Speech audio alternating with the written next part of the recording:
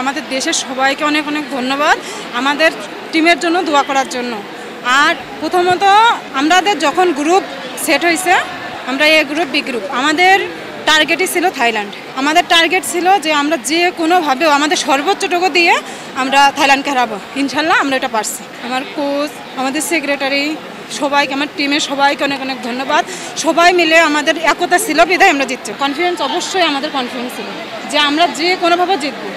এবং যখন দেখছি যে আমাদের পয়েন্ট পুরো এক পয়েন্ট করে আগায় আছে আমাদের থেকে, তখন আমাদের একটু একটু করে জেদ আসছে এবং আমরা হাফ টাইমে কথা বলে অ্যাডজাস্ট করে আমাদের জিততেই হবে এই মনোবল নিয়ে আমরা হাফ টাইমের পরে খেলছি, এই জন্য আমরা জিততে পারছি।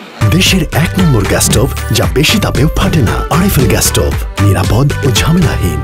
ইউথ এশিয়ান গেমস বলেন, তার আগে ইরানে নারীদের যে টুর্নামেন্ট হচ্ছে সেটা বলেন, আমাদের টার্গেট ছিল ওয়ার্ল্ড কাপ। যে ওয়ার্ল্ড কাপে আমাদের যে কোনো মূল্যে একটা মেডেল খুব দরকার ছিল। তো আসলে আমরা আমাদের জায়গা থেকে সর্বোচ্চ চেষ্টা করেছি। আমাদের জায়গা থেকে আমি মনে করি এখন পর্যন্ত সাকসেস। তারপরেও আমরা চেষ্টা করব সামনে আরো ভালো করার জন্য। তো দেখেন, আমাদের মেয়েরা কাবাডি হাতে গোনা কয়েকটা মেয়ে, আমাদের পর্যাপ্ত প্লেয়ার নেই।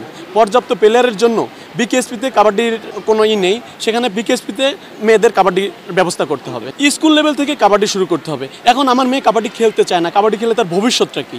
ইন্ডিয়ায় দেখেন, কাবাডি খেললে তারা কোটি কোটি টাকা পাচ্ছে। তো আসলে খেলাটাকে যদি আমরা পেশা হিসেবে নিতে না পারি, তাহলে কিন্তু আমাদের কাবাডি উঠে আসবে না।